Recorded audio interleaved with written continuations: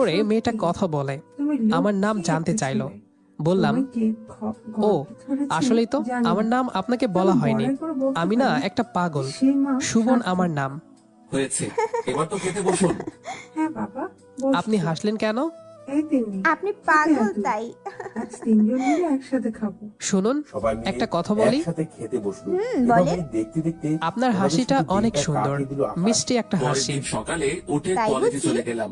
কলেজে যেতেই অনেক দেখি সুন্দর। ত্রিধা ও, গেটের এই সামনে নাম দাঁড়িয়ে চা আছে। সে হয়তো আরে আমার জন্যই আমি তো অপেক্ষা এমনি করছিল। বলেছিলাম চায়ের এতটা কথা, সময় আপনি তো সত্যি আমি সত্যি চা নিয়ে কলেজের আসছেন। গেট দিয়ে আচ্ছা, প্রবেশ করতেই কোথাও সে ঘুরতে আমার যান না কলার এখানে ধরে এসে? টেনে এভাবেই কলেজের রুমে এক থাকেন সাইডে নাকি? নিয়ে যায়। জায়গাটা কোথাও যাইনি। অনেক নীরব। তার মানে কলেজের সারাদিন কারোর কি তেমন এই চার যাতায়াত দেওয়ালের নেই এই ভিতরেই পথে। বন্দী হয়ে সে থাকতে আমায় ভালো লাগে সেখানে আপনার? নিয়ে গিয়ে হুট না করে তা আমাকে না, ধাক্কা দিয়ে আসলে আমি তো মাটির ঢাকা উপরে শহরের ফেলে দেয়। অলিগলি তেমন কিরে, চিনি না, তুই আমার তাই ছেলেকে কিভাবে নিয়ে যাব বলুন? শাসিয়েছিস কোন সাহসে? কিছু মনে না বিনা করলে হয়ে গেছিস তুই, হ্যাঁ? যাবেন আমার সাথে তুই বই আমায় মেলায়? চিনিস, বেয়াদবের সত্যি বাচ্চা? নিয়ে যাবেন আমাকে? আমার আশেপাশে দাঁড়ানোর যোগ্যতা তো যদি তোর নেই। আপনি যেতে ছোট চান। লোক কোথাকার? হ্যাঁ, আমার যাবো। বাবা শহরের নামি দামি লোক। 3 দিন পর আর আজ তুই এসে আমার সাথে জেনিয়াকে নিয়ে বকিস? ঘুরতে যাব। আকাশ দ্বিধার খুব কথা নার্ভাস শুনে লাগছে। মুচকি মুচকি হাসছে। নীল রাজরানী কিন্তু লাগছে দ্বিধার আমাদের। রাগ উঠে আমি যায় নীল আকাশের পাঞ্জাবি আর আঁচলে। জেনিয়া সে আকাশের নীল দিকে শাড়ি পরেছে। পাড়া দিয়ে তার চোখে কপালে কাজল দিয়েছে পিস্তল জেনিয়া। ধরে। ওর অন্যদিকে চোখের পাপড়িগুলো আকাশ এত মাটিতে নিখুঁত অসহায়ের মতো আমি পড়ে দেখে আছে। চোখ সরাতে তার যেন পারিনি। প্রাণ ভোমরা সত্যি বুক এই দিয়ে মায়াবী বের হয়ে চোখের যাবে মতো অবস্থা। প্রেমে পড়ে গেছি দিদার আমি। শরীরের সমস্ত কি দেখেন শক্তি এমন দিয়ে করে? আকাশের বুকে পা আপনার দিয়ে চোখ বসে। দুটোকে, ফ্রিদা, আপনার চোখে তুমি কি জাদু আমায় আছে। মেরে ফেলবে? হ্যাঁ, মেরে ফেলতে না চেয়েছিলাম। একা কিন্তু এইভাবে এখন কেন তাকিয়ে যেন থাকলে চলবে? মারতে ইচ্ছে করছে না রিক্সা তোকে। ডাকবেন না? তবে কারণটা হয়তো তুই ভালো করে রিকশায় জানিস। পাশাপাশি হয়ে তোর ঠোঁট জোড়া একসাথে দেখে বসে আছি। আমি আর নিজেকে সামলে রাখতে দুজনেই পারি না। নীরব হয়ে বসে আছি। এখন কি করবে অন্য তুমি? সময় জেনিয়া মারলে কত একদম কথা চিরতরে বলে, মেরে ফেলো তুমি কিন্তু আমায়। আজ Please, এত শান্ত কেন আমায় বাঁচিয়ে বুঝতে রেখে পারছি না। যন্ত্রণাগুলো আমি রিক্সাওয়ালাকে আরো লাঘব বলে করে দিও না। রিক্সাটা থামিয়ে আমি দুটো কি কোন করবো আইসক্রিম সেটা কিনলাম, তুই আমার একটা উপরে আমার ছেড়ে জন্য দে। তবে এখন আরেকটা তোর উপরে জেনিয়ার অত্যাচার জন্য। করবো আমি। দুজনেই আর তুই আমাকে আইসক্রিম তুমি করে খাচ্ছি। বলছিস কোন হঠাৎ সাহসে? রিক্সার আকাশ চাকা একটা দিদার কথা পাথরের শুনে ওপর চুপ চলাতে হয়ে যায়। আর রিক্সাটা দিদা নড়াচড়া পিস্তল হয়। কোমরে গুঁজে এতে আকাশের আমার উপরে আইসক্রিমটা ঝাঁপিয়ে পড়ে যায়। সে আকাশের জেনিয়া ঠোঁটজোড়ায় নিজের আমার দিকে ঠোঁট তাকিয়ে বসিয়ে আছে। দিয়েছে। ওর মুহূর্তের হাতের মধ্যেই আইসক্রিমটা যেন আমার দিকে আয়নার রূপ বাড়িয়ে ধারণ দিল। করে নিয়েছে। আমি না সে করে দেই, আকাশের কিন্তু ঠোঁট জেনিয়া কামড়ে ওর ক্ষত ড্যাবড়া ড্যাবড়া বিক্ষত চোখ করে বড় দিয়েছে। বড় করে শুধু তাই আমার নয়, দিকে তাকালে আকাশের গলায় আমি বুকে তার একটু ভয় ভয়ঙ্কর পেলাম। দাগগুলোকে তারপর বসিয়ে দেয়। দিদা দুজনেই আকাশের যেই একটা অঙ্গে আইসক্রিম স্পর্শ ভাগাভাগি করেছে, করে খাই। সে অঙ্গ থেকে বইয়ের এই চিটচিট স্টল করে থেকে রক্ত ওই বেরোচ্ছে। স্টল এদিকে দুজনেই আকাশ ঘুরে ঘুরে দিদার এই দেখছে। ভয়ঙ্কর জিনিয়া আচরণ কয়েকটা সহ্য বই করতে কিনলো। না পেরে আমিও যন্ত্রণায় একটার পর একটা ছটফট বই করতে হাতড়িয়ে করতে যাচ্ছি, জ্ঞান হারিয়ে ফেলে। কিন্তু বই দিদা কিনিনি। আকাশের এমন আপনি অবস্থা কিছু দেখে কিনবেন না? তাড়াতাড়ি তাকে ছেড়ে দেয়। হ্যাঁ, তারপর কিনবো। ব্যাগ থেকে পানি হ্যাঁ, বোতল বের করে আমি আকাশের কিনেছি উপরে ছিটিয়ে একটা দেয়। সাদা গোলাপ, অনেকক্ষণ পর জেনিয়াকে দিব আকাশের বলে, জ্ঞান ফিরে আসে। ও রেশমি সে চুলে আবার গেথে দিব আকাশের বলে, উপর ঝাঁপিয়ে পড়ে। কিন্তু দেইনি। আজ এই তোর প্রথম ধৈর্যের জেনিয়ার সাথে বাহিরে গিয়ে আমি তোর পাশাপাশি উপরে হাঁটছি। অত্যাচার করবো। মাঝে মাঝে আকাশ আমার এবার আঙ্গুল আর দিয়ে চুপ করে ওর থাকে না। হাত ছোঁয়ার সে চেষ্টা শরীরের করছি, সমস্ত শক্তি কিন্তু দিয়ে সাহস দিদাকে হয়নি। ধাক্কা মারে। যদি তারপর গালে মাঠ চটাস থেকে করে উঠে থাপ্পড় দাঁড়িয়ে মেরে যায়। দেয় আর এই দিদা ভয়ে। ধাক্কার অনেক টান ঘোরাঘুরি সামলাতে করলাম। না পেরে সন্ধ্যা মাটির হয়ে উপরে গেছে। গিয়ে আছড়ে পড়ে। জেনিয়া, এই শরীর থেকে ফুচকা খাবেন? বংশধর। তুই নিজেকে কি মনে করিস? ফুচকা হ্যাঁ? আমার অনেক প্রিয়। বলেই ঠাস ঠাস করে ফুচকা খেয়ে কয়েকটা থাপ্পড় বসিয়ে রিক্সায় দিলাম। চড়ে বাসার অনেক দিকে রওনা অত্যাচার হলাম। করেছিস। সময়টা তাই খুব এটা তোর তাড়াতাড়ি প্রাপ্য। কেটে গেল, আর তোকে তাই না শুরুতেই জেনিয়া? বলেছি, আমায় মেরে ফেল। জেনিয়া বলল, কিন্তু তুই আমায় কই না তো, মারিসনি। ঠিকই তো বরং আমার আছে। কষ্ট আরো বাড়িয়ে সময় দিয়েছিস। সময়ের মতো চলছে। আর সেই কষ্টই আচ্ছা, এখন তোর জন্য আপনি কাল তখন হবে। ফুলের দোকানে কি আজ তুই করছিলেন? দেখবি আমার আমি বললাম, আসল রূপ। কিছু বলেই না তো, শরীর থেকে এমনি শার্টটা ফুলগুলো খুলে দেখছিলাম। ফিক্কা দিয়ে এর মাটির পরের উপরে দিন ফেলে দিলাম। ছাদে আমি আর তারপর জেনিয়া ত্রিধার উপরে দাঁড়িয়ে ঝাঁপিয়ে আকাশটা পড়লাম। দেখছি। অট্টহাসি আকাশে একটা রং দিয়ে বেরঙের ঘুড়ি উঠছে। আজ আকাশটা খুব শান্ত। হুম। জেনিয়া